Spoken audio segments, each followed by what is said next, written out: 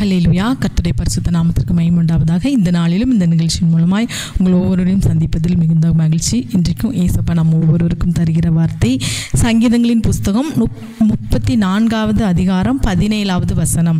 நீதிமான்கள் கூப்பிடும்போது கர்த்தர் கேட்டு அவர்களை அவர்களுடைய எல்லா உபத்திரவங்களுக்கும் நீங்களாக்கி விடுகிறார். ஆமேன். நீதிமான்கள் கூப்பிடும்போது கர்த்தர் கேட்பாராம், எல்லா உபத்திரவங்களுக்கும் நீங்களாக்கி மீட்பாராம். அப்போ இன்றைக்கு நான் உபத்திரவமே இல்லை, உபத்திரம் இல்லாமல் வாழ்கிறேன்னு சொல்ல முடியுமா? இல்லை, எல்லாருக்கும் ஒவ்வொரு உபத்திரவம் இருக்குது. ஏன் அப்போ அந்த உபத்திரவத்திற்கு நம்ம நீங்களாக்கி விடலை? ஏன் நம்முடைய உபத்திரவங்க இன்னும் நீங்கலை? அப்போது இந்த வார்த்தை சொல்லப்படுவது போல் நீதிமான்களாய் நாம் மாறலை தான் காரணம். நீதிமான் கூப்பிடும்போது கர்த்தர் கேட்பார். கேட்கிறதோடு மாத்திரம் இல்லை, அவருடைய உபத்திரவங்களுக்கு நீங்களாக்கி விடுவாராம். நீங்கள் 15வது வசனத்தை வாசித்து பார்ப்பீங்கன்னா, சங்கீதம் 34:15 கர்த்தருடைய கண்கள் நீதிமான்கள் மேல் நோக்கமாக இருக்கிறது, அவருடைய செவிகள் அவருடைய கூப்பிடுதலுக்கு திறந்திருக்கிறது. அப்போ நீதிமான்களுடைய ஜெபத்திற்கு அவருடைய கண்கள் எப்படி இருக்குது? முதலாவது நோக்கமாக இருக்குது, அவருடைய கூப்பிடுதலுக்கு திறந்திருக்கு அவருடைய செவிகள். அடுத்து அவர்கள் கூப்பிடும்போது அவர் கேட்கிறார் அப்படின்று பார்க்கிறோம். அதே நீங்கள் 1 பேதுரு 3:12 கர்த்தருடைய கண்கள் நீதிமான்கள் மேல் நோக்கமாக இருக்கிறது, அவருடைய செவிகள் அவர் வேண்டுதலுக்கு கவனமாக இருக்கிறது. அப்போ நாம் நீதிமான்களாய் மாறணும்னு வச்சுக்கோங்களேன், அவருடைய கண்கள் நம்ம மேலே நோக்கமாக இருக்குமா, அவருடைய செவிகள் நம் வேண்டுதலுக்கு கவனமாக இருக்குமா? அப்போ இன்னும் நம்ம கூப்பிடுறோம் தான், நான் நல்லா ஜெபிக்கிறேன்னு சொல்கிறோம். ஆனால் அநேகருடைய ஜெபம் தன் வீட்டு கூரையை கூட தாண்டாமல் இருக்குது. ஏன்னா அவங்க ஜெபிக்கிறாங்க, ஆனால் அவங்க நடக்கையில் எவ்வளோ வசனத்தை கேட்டும் எவ்வளோ வார்த்தையும் கேட்டும் ஒரு மனந்திரும்புதல் இல்லாதபடி அவங்க எப்படி இருப்பாங்க? நிறைய பேர் எவ்வளவுதான் சத்திய வசனத்தை கேட்டாலும் அவங்க அப்படியே தான் இருப்பாங்க. பாம்பாட்டிகள் வினோதமாக ஊதுனாலும் அந்த சத்தத்திற்கு செவிகூடாத விரியன் பாம்பு மாதிரி தான் அநேகருடைய வாழ்க்கை இன்றைக்கு போயிட்டுருக்கோம்.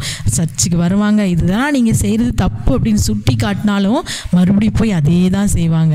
அதனால தான் நம்ம இருந்து நம்ம ஜெபித்தா நம்முடைய ஜெபம் கேட்கப்படாது, நம்ம நீதிமான்களை மாறலன்னு அர்த்தம்.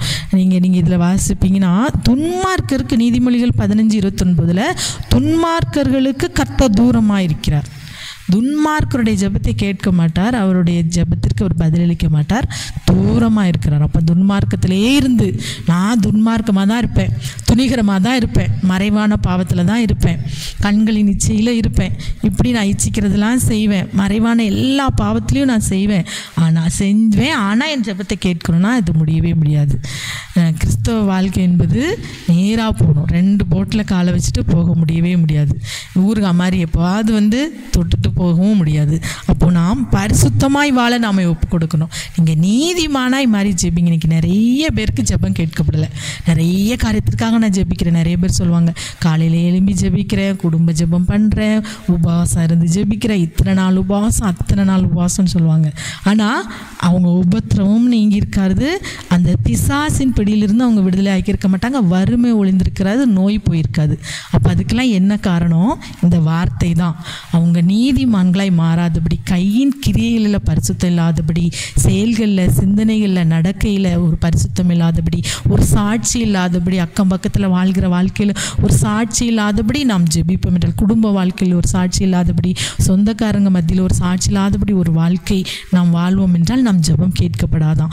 துன்மார்க்கருக்கு கர்த்தர் தூரமாக இருக்கிறார். துன்மார்க்கமாக இருந்துட்டு நீங்கள் எவ்வளோ ஜெபித்தாலும் நீங்கள் ஜெபிச்சுட்டே இருக்கலாம், ஆனால் கர்த்தர் பக்கத்தில் இறங்கி வரவே மாட்டார். அப்போ இந்த நாளில் நாம் உபத்திரவம் நீங்கி நாம் ஆசீர்வதிக்கப்படாததற்கு காரணம் நாம் இன்னும் நம்மை சுத்திகரித்து அவருக்கு ஏற்ற பாத்திரமாய் நம்மை மாற்றிக்கொள்ளாதுதான். அப்போ இந்த நாளில் ஏசப்பா நீங்கள் சொல்லியிருக்கிறீங்க, கூப்பிடும்போது கேட்டு அருளி செய்வேன், கூப்பிடும்போது என் கண் திறந்திருக்கும், நான் கேட்பேன், அதே போல் உபத்திரவத்துக்கு நீங்களாக்கி விடுவேன். அவர்களுக்கு நீதிமான்கள் கூப்பிடும்போது நான் நோக்கமாக இருக்கிறேன், அவர்கள் வேண்டுதலுக்கு என் செவி கவனமாக இருக்கிறதுன்னு சொல்லியிருக்கிறீங்க. இப்போ கவனமாக கேட்டு எல்லாவற்றிலிருந்து விடுவிப்பேன், நீங்களாக்குவேன்னு சொல்லியிருக்கிறீங்க. ஆனால் இன்னும் என் ஜெபம் கேட்கப்படல, இன்னும் என் உபத்திரவம் நீங்களை இந்த நாளில் சொல்லப்பட்ட இந்த வார்த்தைக்கு நான் அப்படியே ஒப்பு கொடுக்கிறேன். நீதிமானாய் மாற என்னை ஒப்பு கொடுக்கிறேன். இந்த நாளிலிருந்து என் ஜெபத்தை நீங்கள் கேட்டு எனக்கு அருள் செய்யும்படி என்னை நீதிமானாய் மாற்று என்று சொல்லி ஜெபிப்பீங்கன்னா கர்த்தர் இந்த நாளில் அந்த நீதிமானாய் நம்மை மாற்றி நம்முடைய எல்லா உபத்திரத்திலிருந்து நீங்களாக்கி மீட்க அவர் உண்மையும் நீதியும் உள்ளவராக இருக்கிறார். ஆகவே கண்களை மூடி ஜெபிக்கலாமா? அப்பாவுமே நாங்கள் நன்றியோடு ஸ்தோத்திரிக்கிறோம். இந்த நாளிலும் கூட கர்த்தாவே இந்த வார்த்தையை கேட்டு ஜெபிக்கிற ஒவ்வொரு பிள்ளைகளுடைய வாழ்க்கையில் இருக்கிற எல்லா உபத்திரவத்தையும் நீக்கி போடுங்கப்பா. இஸ்ரே உபத்திரவம் எங்கள் வாழ்க்கையில் கேட்டுக்கொண்டிருக்கிற பிள்ளைகளுடைய வாழ்க்கையில் நீங்காததற்கு காரணம் நீதிமானாய் மாறி கூப்பிடாதபடி துன்மார்க்கத்திலிருந்து கூப்பிடும் காரியமாய் இருந்தால் இந்த நாளில் அப்பா நீதிமானாய் மாற்றும், எங்களை ஒவ்வொருடைய நீதிமான்களாய் மாற்றும், பெரிய காரியங்களை செய்யும், சாட்சியாய் நிறுத்தும். சகல துதிகன மகிமை உமக்கே செலுத்துகிறோம். இயேசுவின் நாமத்தில் ஜெபிக்கிறோம் நல்ல பிதாவே. ஆமேன் ஆமேன்.